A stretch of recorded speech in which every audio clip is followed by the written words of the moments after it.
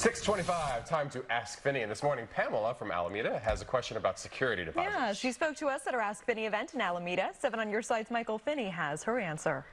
I'm wondering how I would be able to get my security deposit back from my rental unit.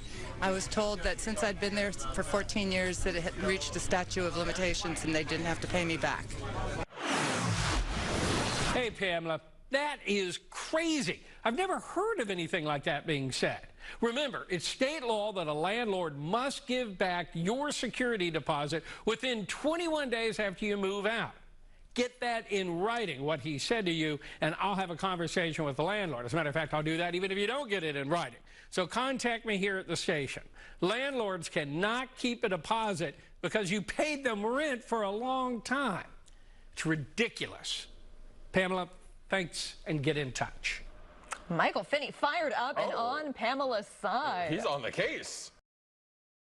Super Bowl fever is high right now in the Bay Area. As we celebrate the half-century-old sporting event, we want to show you how the biggest football event has now changed a lot since that very first game.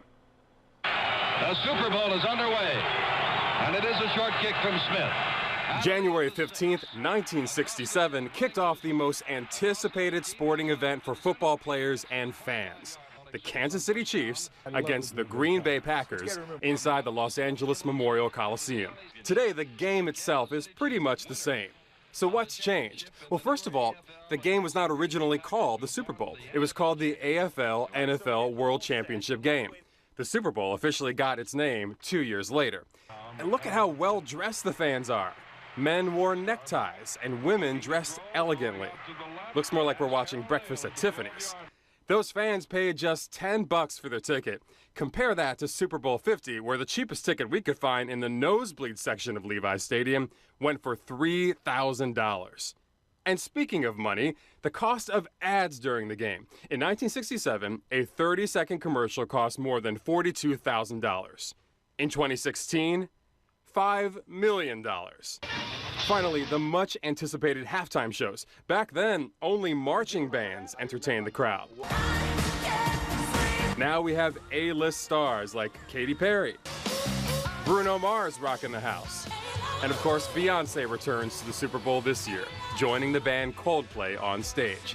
As we approach Super Bowl 50, the one thing that has stayed the same for fans and players, Wide to the left, that is Pitts, touchdown. their love of football. And this year, they're bringing all that love right here to the Bay Area. Dahlia Sheedy received her Amazon Echo, also known as Alexa, 6 months ago as a wedding gift. I love Alexa. It's convenient. She makes my life a lot easier. Alexa plays music, sets a timer, Alexa, set a timer for 15 minutes. 15 minutes, starting now. and places an order for paper towels. Would you like to buy it? Yes. Order placed. All that information is sent to Dahlia's Amazon Alexa app, where you can see the entire history. I am not concerned about privacy when I use Alexa. I mean, I truly believe that we are being watched and recorded in this day and age with everything we do. Honestly, my life isn't that interesting to be recorded. But should the rest of us be worried? I think you should definitely be concerned about privacy. These are devices that are in your home. The microphone is always on, looking for that keyword. For example, if you say Alexa, but don't mean to be talking to the device, it could still start recording. All of that content is stored, and experts say it can be an identity thief's dream if you don't have a passcode or if the device is hacked on unsecure Wi-Fi. Chris Connolly is a policy attorney for the ACLU. Part of the information is used to try to understand you better, to pick up your patterns and your tendencies so that they can better predict and better interpret what you say in the future, and that's obviously very personalized. Our sister station in Chicago conducted an experiment with Alexa. Alexa, order me 5 Echoes. Would you like me to add 5 Echoes to William's Amazon cart? Yes. Okay, add it to William's cart. In this test, someone who's not the owner asked Alexa to place an order through an answering machine. That's a pretty low-tech way of hacking it. Sure. Yeah, and there are low-tech ways, there are high-tech ways. How do you make sure that the person who's buying a pizza is actually the person who's paying for the pizza? We spoke to an Amazon spokesperson by phone and were told before an order is shipped, there must be confirmation by the registered owner. Amazon also says it takes privacy and security very seriously, noting it has teams dedicated to the security of Alexa devices and its customers. Corporate reassurances like that can change, however, and for now, there are no laws locking in those good intentions. There's not a lot of good privacy protection and regulation in terms of personal assistance in the U.S. right now, but that's something that should happen.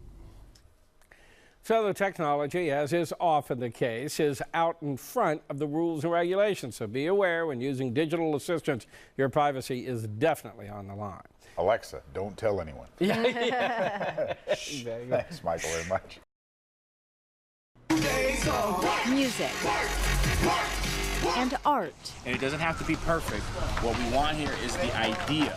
Founded in 2001, the Mural Music and Arts Project, also known as MAP, has helped thousands of young individuals transform their artistic ideas into reality. Getting better as an artist, using different tools and aspects of helping you out in your artistry. I know I got better since I've been there, without MAP, I don't know where I'll be in terms of my music. MAP's mentors encourage communication, imagination, and collaborative mindsets. It's the space for them to create, to be validated for their ideas and who they are, and to really learn their history and make a statement.